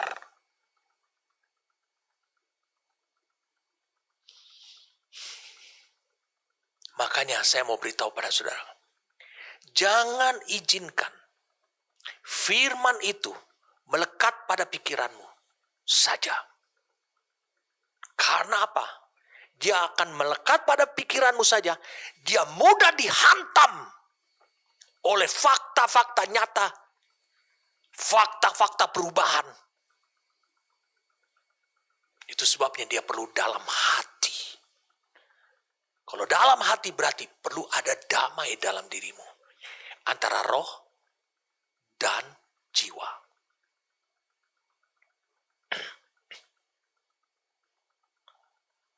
Kalau tidak, saudara, iblis akan mengambil alih lidahmu dan akan mengembuskan api neraka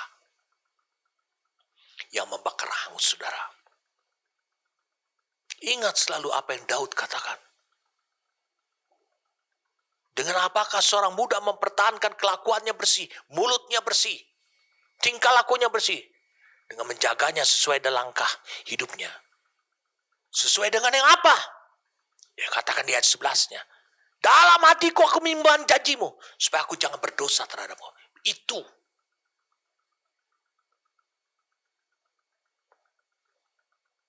Kemudian yang kedua, tadi yang pertama adalah apa yang pernah Allah janjikan pada Israel melalui firman-Nya tidak berkuasa tinggal pada hati mereka. Yang kedua, Allah mengabulkan usul bangsa Israel di Bilangan 14, di Ulangan pasal yang pertama tadi, ayat 21-23, melalui Musa agar memohon mereka menyelidiki tanah Kanaan. Kenapa Allah izinkan? Karena Musa yang mengajukan, itu yang pertama. Musa itu istimewa di hadapan Tuhan. Karena Musa sudah merespon panggilannya Allah untuk menggenapi janji Allah kepada Abraham. Dia membawa bangsa Israel, bangsa yang tegar teguk, bangsa yang susah diatur. Bahkan Musa sendiri di Bilangan pasal yang ke-14. Saudara, Bilangan ke-14. Dia berdoa kepada Tuhan, meminta ampun supaya Tuhan juga jangan menggantinya dengan bangsa yang lain. Dia meminta itu. Ayat 19-nya bilang, ampunilah kira kesalahan bangsa ini sesuai kebesaran kasih setia, seperti engkau telah mengampuni bangsa ini mulai dari Mesir sampai kemari. Lalu berfirmanlah Tuhan, aku mengampuninya sesuai dengan permintaanmu. Wah, luar biasa nih. Lalu kenapa? Apa tujuannya? Kenapa Tuhan setuju saja untuk mengirim pengintai lalu memerintahkan mereka? Adalah karena Tuhan mau menguji mereka. Sama seperti dahulu. Di usia 40 tahun. Saya katakan di usia 40 tahun. Allah telah bekerja sedemikian rupa ke dalam diri Musa. Tapi Musa itu hebat dalam hikmat Mesir, dalam perbuatan dan perkataan, kata Kisah Rasul 7. Kisah Rasul 7 ayat 20-25. Ya hebat dalam perkataan, karena didikan, hikmat Mesir. Lalu kemudian Allah harus menyingkirkan dia selama 40 tahun di tanah Midian. Dia hanya menjadi penggembala domba. Karena apa? Karena Tuhan terus berjuang untuk lidahnya Musa. Karena kalau Allah telah menetapkan Musa akan diutus, maka Allah harus memenangkan dulu lidahnya. Dan betul saja ketika dia berusia 80 tahun, Allah memanggil dia. Tapi dia mengatakan, aku yang berat lidah.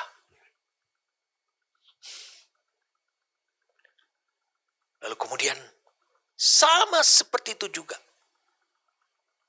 Allah harus menguji. Selama 40 tahun yang kedua, harus menguji Musa. Bagaimana dia bersih. Sampai dia akhirnya, dia setuju. Untuk terlebih dahulu, Harun, kakaknya, mendampingi dia menjadi juru bicara dia. Dan Musa harus menaruh perkataan pada mulutnya Harun. Itu yang terjadi. Allah menguji. Tidak benar Allah ketika percaya langsung kepada saudara, langsung dia mengutus saudara. Tidak benar. Untuk menjadi penggenap. Tidak benar. Allah akan tetap menguji hidup saudara. Menguji hati saudara.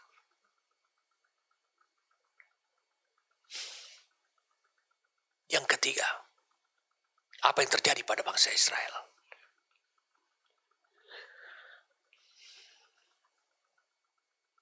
Saudara bisa lihat, suara Tuhan itu datang terlebih dahulu kepada Abraham dan keturunannya. Sebelum realitanya. Tetapi berbarengan dengan itu, iblis, suara iblis, perkataan iblis, itu bekerja keras memberikan fakta-fakta nyata. Sampai pada waktu menjelang penggenapan firman.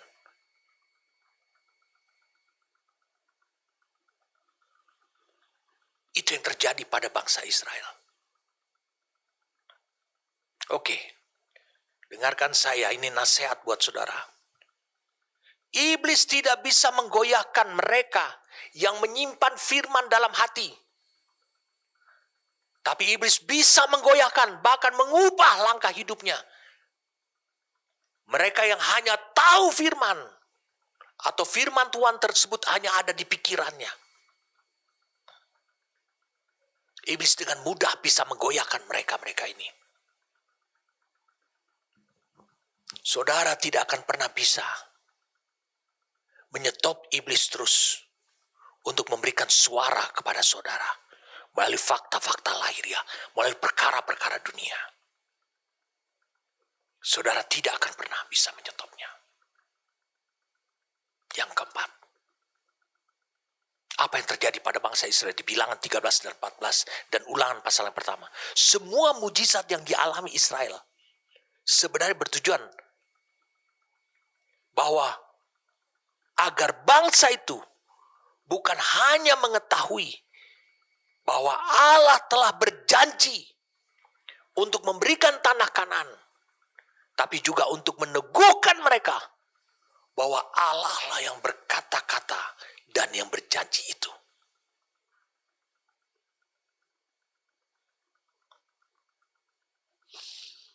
Jadi kalau mujizat terjadi ketika setelah engkau mendengarkan perkataan Tuhan, itu adalah untuk meneguhkan supaya saudara bisa melihat kebesarannya Dia yang berfirman kepada saudara.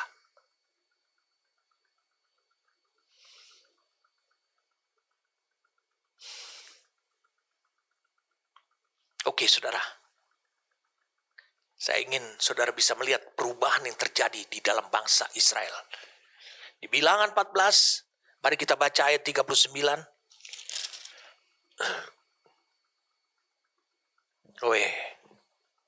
Perhatikan dengan saksama ini. Ayat 39. Bagaimana caranya iblis?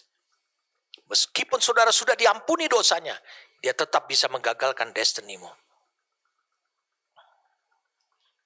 Semua sisa-sisa bekas pekerjaan iblis itu masih bisa nyata di dalam dirinya orang Israel. Ayat 39, setelah Musa menyampaikan perkataan ini kepada semua orang Israel, maka berkabunglah bangsa itu dengan sangat. Dan keesokan harinya bangunlah mereka pagi-pagi, hendak naik ke puncak gunung sambil berkata, sekarang kita hendak maju ke negeri yang difirmankan Tuhan itu. Memang kita telah berbuat dosa, tapi Tuhan kan sudah mengampuninya. Saudara baca di ayat 19 dan 20. Tuhan sudah mengampuninya. Tolong ditayangkan ayat 19 dan 20. Oke, sudah bisa lihat. Tuhan telah berkata, aku telah mengampuni mereka. Sekarang kita lanjut lagi. Ayat 41. Tetapi kata Musa, mengapakah kamu hendak melanggar titah Tuhan? Hal itu tidak akan berhasil. Mereka punya inisiatif untuk menjadi penggenap sekarang. Bangun mereka. Sekarang kita hendak maju ke negeri yang difirmankan Tuhan itu. Lalu kemudian Musa berkata, mengapa kamu hendak melanggar titah Tuhan? Hal itu tidak akan berhasil. Janganlah maju, sebab Tuhan tidak ada di tengah-tengahmu. Supaya jangan kamu dikalahkan oleh musuhmu. Sebab orang Amalek dan orang Kanan ada di sana di depanmu. Dan kamu akan tewas oleh pedang. Dari sebab kamu berbalik membelakangi Tuhan, maka Tuhan tidak akan menyertai kamu. Meskipun demikian, mereka nekat. Nah, ini nekat ini. Naik ke puncak gunung itu, tetapi tabut perjanjian Tuhan dan Musa juga tidaklah meninggalkan tempat perkemahannya. Karena Tuhan tidak menyertai. Lalu turunlah orang Amalek dan orang Kanan yang mendiami pegunungan itu dan menyerang mereka. Kemudian orang-orang itu mencerai-beraikan mereka sampai ke Horma. Perhatikan dengan baik-baik. Dengan seksama. Lihat. Langkah pertama setelah mereka diampuni. Mereka menyadari dosanya. Betul, berarti itu benar-benar pengampunan. Keesokan hari mereka menyadari dosa mereka. Lalu mereka, apa yang mereka lakukan? Yang mereka lakukan terhadap kemarin, mereka bertobat. Ini sepertinya kabar gembira. Oh bukan. Banyak orang seperti ini. Lalu kemudian yang kedua, saudara bisa lihat. Mereka ingin lakukan apa yang diperkatakan Kaleb. Apa yang diperkatakan Musa. Apa yang diperkatakan Yosua. Mereka akan lakukan. Mereka akan merebut tanah Kanaan, menduduki. Masuk dan mendudukinya.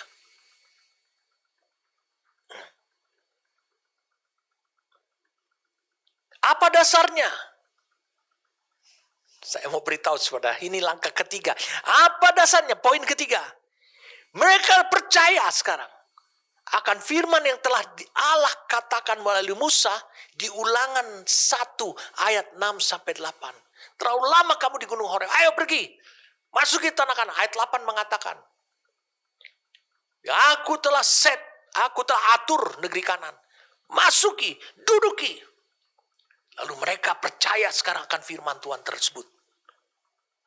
Lalu mereka yakin bahwa mereka sekarang mau menggenapi itu. Melakukan seperti firman. Yang jadi pertanyaan, itu firman di mana? Itu diingatnya di pikiran, bukan datang dari hati. Firman yang ada di hati, itu hanya ada pada Kaleb dan Joshua.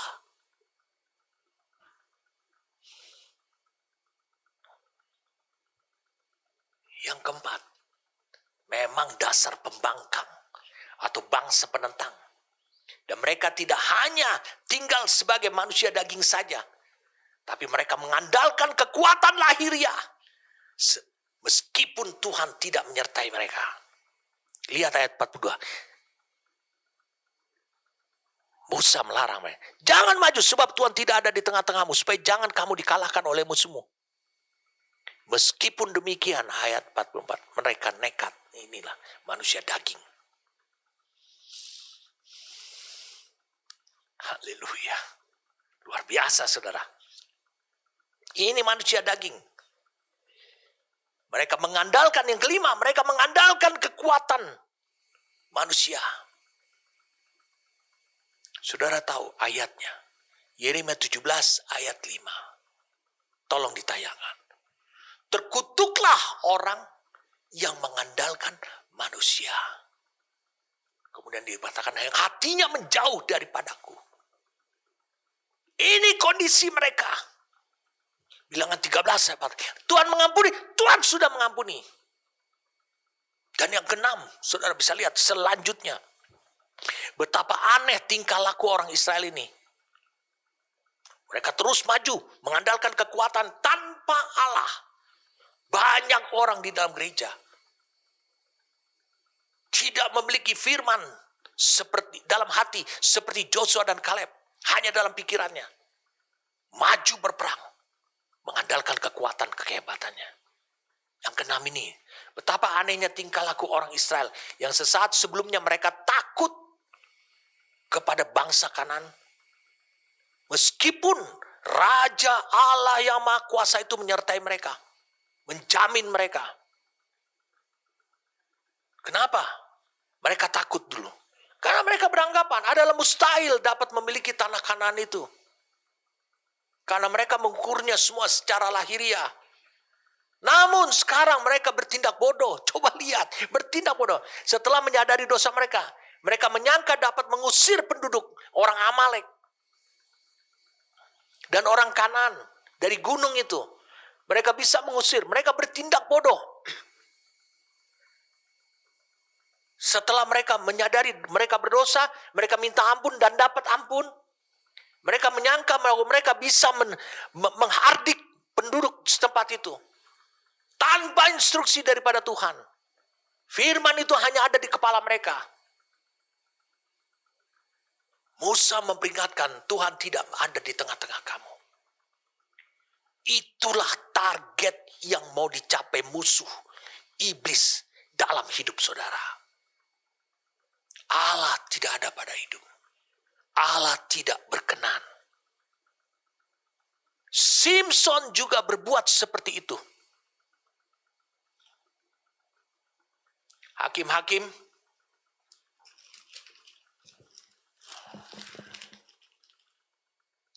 Hakim-hakim 16 ayat 16.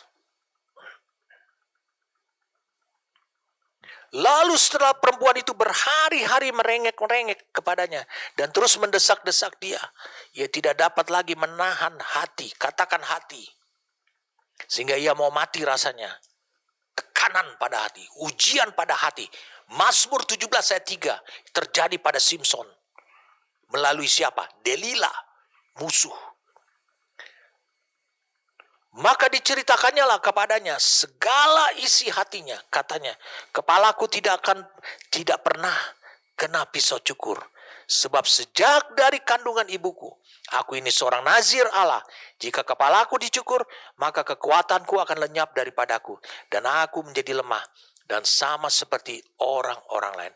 Ketika dilihat Delilah bahwa segala isi hatinya, segala isi hatinya yang harusnya menjadi rahasia, keluar dari mulutnya Simson.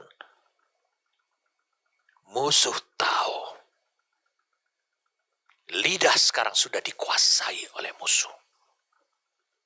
Disuruhnya lah memanggil raja-raja kota orang Filistin. Katanya, sekali ini datanglah kemari. Sebab ia telah menceritakan segala isi hatinya kepada. Lalu datanglah raja-raja kota Filistin itu. Dan kepadanya sambil membawa uang. Sesudah dibujuknya Simson tidur di pangkuannya. Lalu dipanggilnya seorang dan disuruhnya mencukur ketujuh rambut jalinnya. Sehingga mulailah Simson ditundukkan oleh perempuan itu. Sebab kekuatannya telah lenyap daripadanya.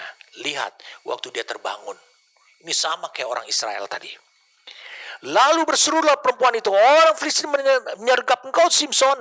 Maka terjagalah ia dari tidurnya serta katanya, seperti yang sudah-sudah, aku akan bebas dan akan meronta lepas. Tetapi tidaklah diketahui bahwa Tuhan telah meninggalkan dia. Orang Filistin itu menangkap dia, mencungkil kedua matanya dan membawanya ke Gaza. Di situ ia dibelenggu di antara dua rantai tembaga dan pekerjaannya di penjara ialah menggiling.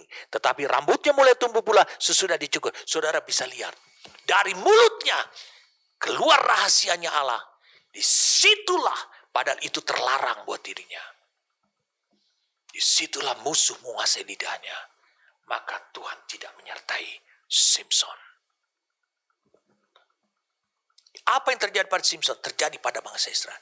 Mereka menyangka kalau mereka menggenapkan Ulangan 1 ayat 6-8. Mengutipnya apa yang ada dalam ingatan kepala mereka. Mereka berpikir bahwa Tuhan akan menyertai mereka. Tidak, saudaraku. Penyertaan Tuhan itu adalah ada dari dalam dirimu. Sama seperti yang diucapkan Yosua. Jikalau Tuhan berkenan. Yang ketujuh. Saudara bisa lihat. Dari ayat 45 di bilangan 14. Konsekuensinya adalah orang Amalek dan Kanan yang telah berkedudukan di gunung menyerbu mereka dari ketinggian.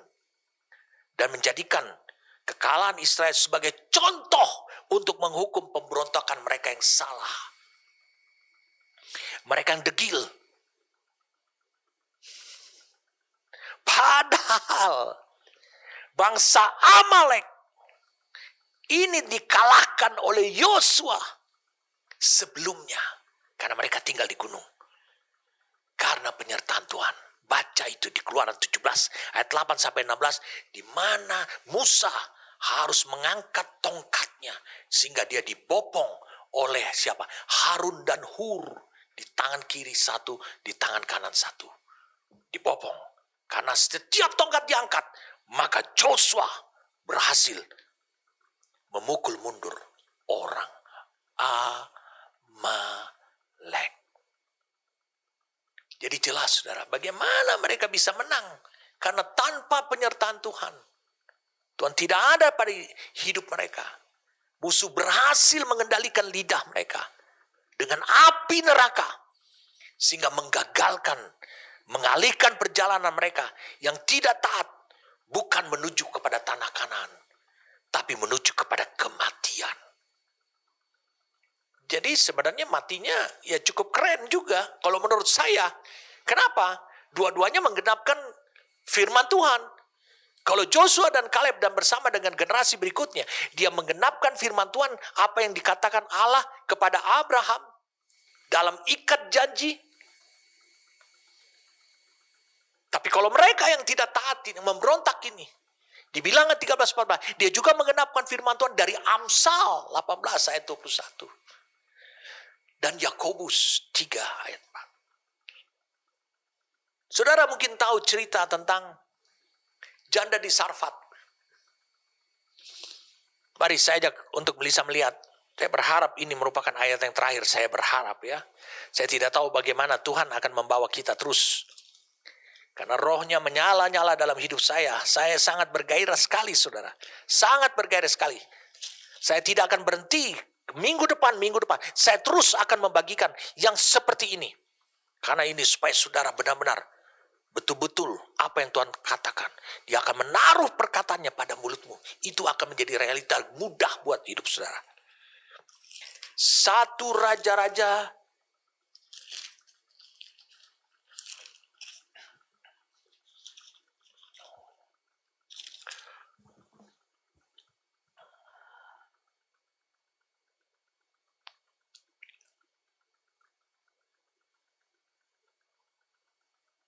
Oke, 1 Raja-Raja 16 ayat 31, Ya.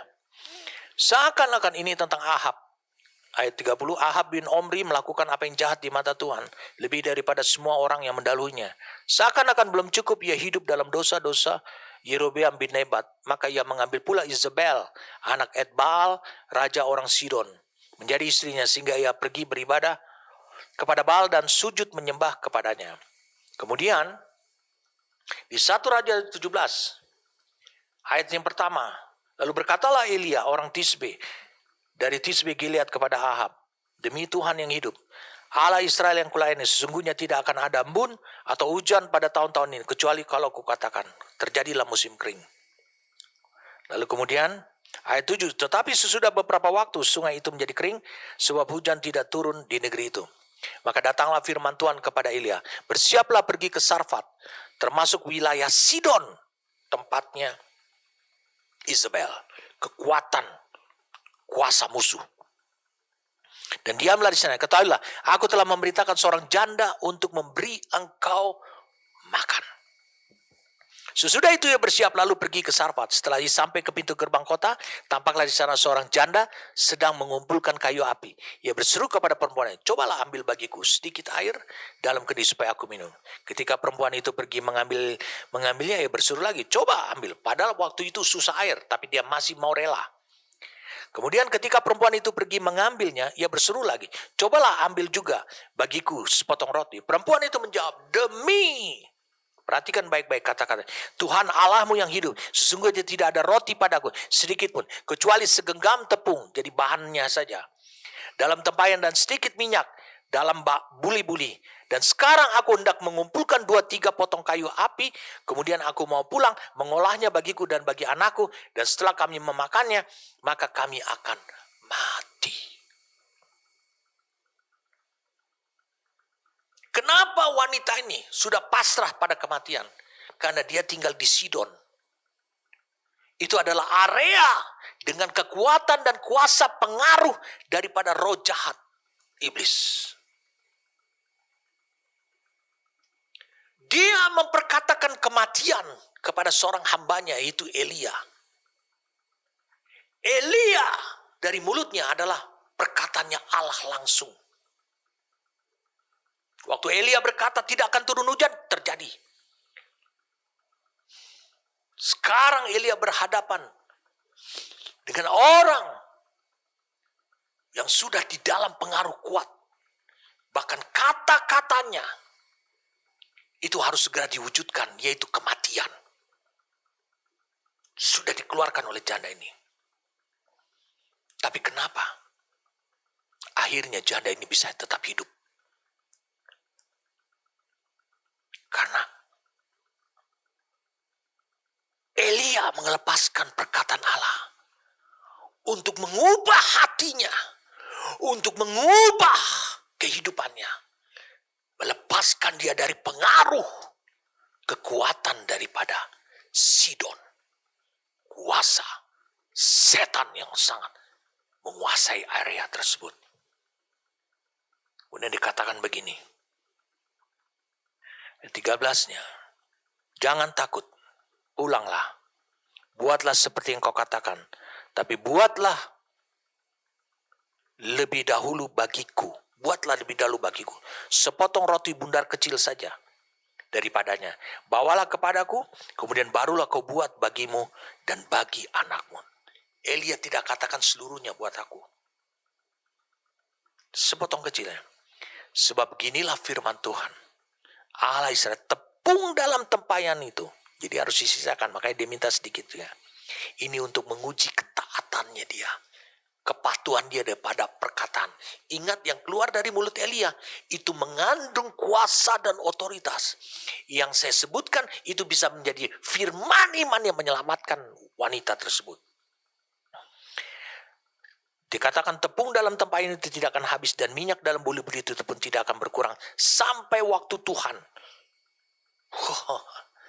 memberi hujan ke atas muka bumi. Lalu pergilah perempuan itu dan berbuat seperti yang dikatakan Elia. Maka perempuan itu dan dia serta anak perempuan itu mendapat makan beberapa waktu lamanya. Tepung dalam tempayan itu tidak habis, dan minyak dalam bulu-bulu itu tidak berkurang, seperti firman Tuhan yang diucapkannya dengan perantaraan Elia. Pada janda tersebut belum ada firman dari Allah mendatangi dirinya. Maka yang pertama kali Elia lakukan adalah dia ingin menyelamatkan si wanita tersebut. Saya ulangi, dia ingin menyelamatkan si wanita tersebut. Maka dia harus melepaskan dulu perkataannya Allah. Karena perkataan Allah itu mengandung kehidupan.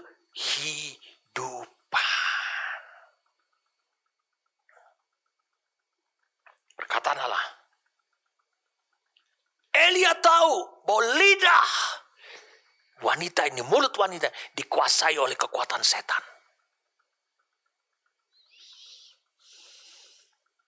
Jadi itu bedanya dengan bangsa Israel di Bilangan 13:14. Janda di Sarfat dia belum memiliki firman janji Allah. Tapi bangsa Israel dia sudah memiliki ikat janji firman Allah dari Abraham. Tapi mereka mengizinkan iblis memiliki kekuatan untuk mengendalikan lidah mereka, langkah hidup mereka. Makanya saudara, sebelum saya akhiri, tolong ditayangkan Yesaya 59. Yesaya 59.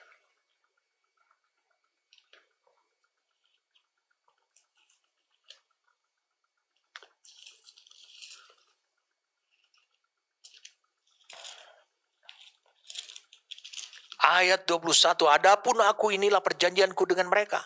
Firman Tuhan, rohku yang menghinggapi engkau dan firmanku yang kutaruh dalam mulutmu tidak akan meninggalkan mulutmu dan mulut keturunanmu dan mulut keturunan mereka dari sekarang sampai selama-lamanya. Firman Tuhan, dengarkan baik-baik. Apakah saudara keturunan Abraham? Apakah saudara ada di dalam generasi Kristus? Ya tentu. Itu pilihan saudara. Setiap saudara yang mau merespon, bukan hanya menerima undangan untuk menggenapkan firman nubuatan, tapi merespon, bertindak, bereaksi, maka saudara disebut keturunan di sini. Itu yang maksudkan. Maka ikat janji Allah itu akan berlaku. Maka Allah akan bekerja dahsyat dalam hidup saudara. Itu yang dikatakan dalam Yesaya 59 ayat 1. Firman yang berasal, yang sudah ada dalam rohmu. Saya ulangi, ini akan terjadi pada hari-harimu, di hari-hari yang akan datang. Mulai dari hari ini. Firman yang berasal dari dalam rohmu, yang ada pada rohmu, itu merupakan start, titik awalnya Allah. Dia bergerak karena ikat janjinya. Firman tersebut akan diproses oleh roh Allah sampai tersimpan dalam segala kekayaannya pada hati saudara. Dia juga melalui rohnya akan membuat damai yang berasal dari Kristus. Di Yohanes 14 ayat 27. Itu menjadi damai milikmu. Seperti yang dikata, damai sejahtera ku berikan pada. Damai sejahtera ku tinggalkan katanya. Ku tinggalkan dalam hatimu. Itu akan dikerjakan oleh Roh Kudus. Sehingga ini akan saudara nikmati. Ini akan terjadi pada hidup saudara. Pada waktu seluruh kekayaan firman yang tersimpan dalam hati saudara yang dikerjakan oleh roh itu akan mengalir keluar. Dia mau tidak mau akan mengalir keluar.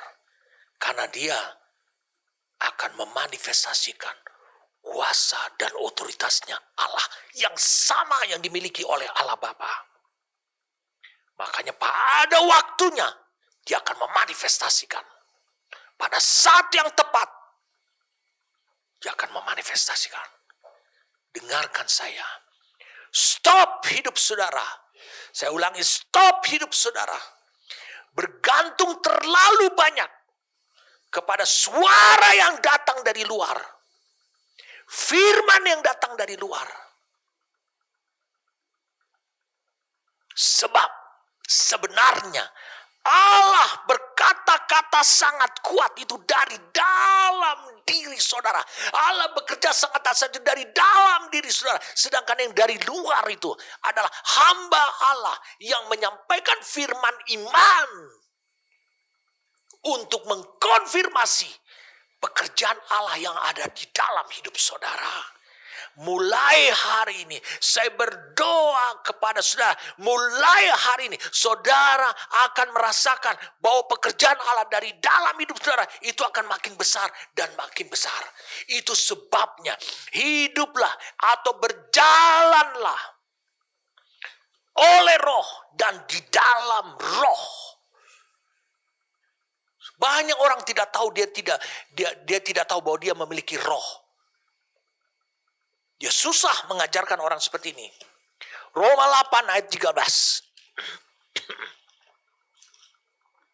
Roma 8 ayat 13. Sebab jika kamu hidup menurut daging, kamu akan mati.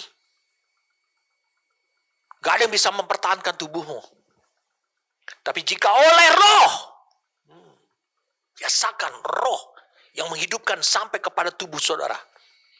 Kamu mematikan perbuatan-perbuatan, reaksi, tindakan daripada tubuh saudara untuk perbuatan-perbuatan tubuhmu. Kamu akan hidup justru. Galatia, mungkin ini ayat yang terakhir dari yang terakhir saudara. Sorry saudara, saya sangat menyala-nyala. Oh, saya tidak akan berhenti. Minggu depan saya akan sampaikan lagi. Dalam sudut yang lain lagi. Supaya benar-benar Allah menaruh perkataan pada mulutmu. Mulut, firman itu ada pada mulutnya. Itu menjadi kenyataan kehidupan sehari-hari buat hidup saudara. Galatia 5 ayat 16. Dikatakan maksudku ialah hiduplah oleh roh. Maka kamu tidak akan menuruti keinginan daging. Hidup oleh roh, biasakan. Apa maunya roh? Penuhi, penuhi, penuhi. Dia akan bereaksi lebih lagi. Ayat 25. Jikalau kita hidup oleh roh, baiklah hidup kita juga dipimpin oleh roh. Sama seperti Yesus dipimpin oleh roh ke padang gurun. Berarti roh Allah berkuasa penuh atas hidupnya, atas hidup saudara. Bagaimana roh Allah berkuasa penuh atas hidup saudara? Bukankah saudara adalah makhluk ciptaan Allah dengan kehendak bebas sampai dia memberikan damai Kristus yang membuat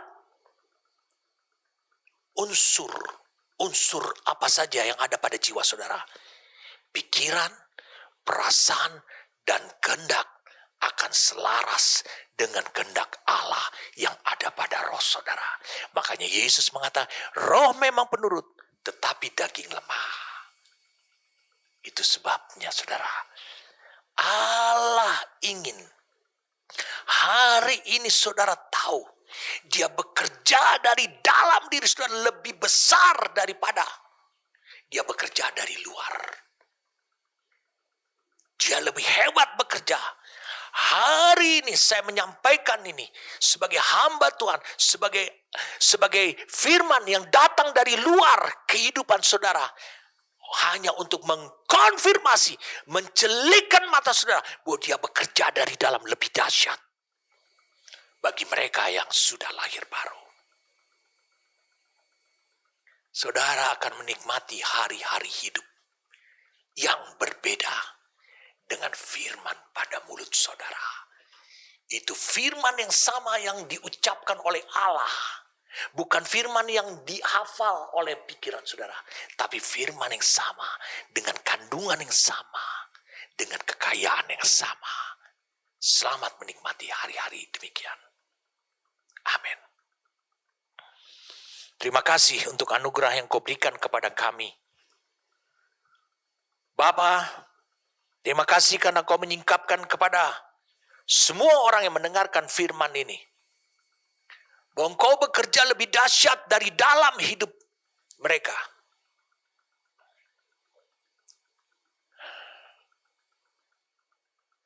Terima kasih.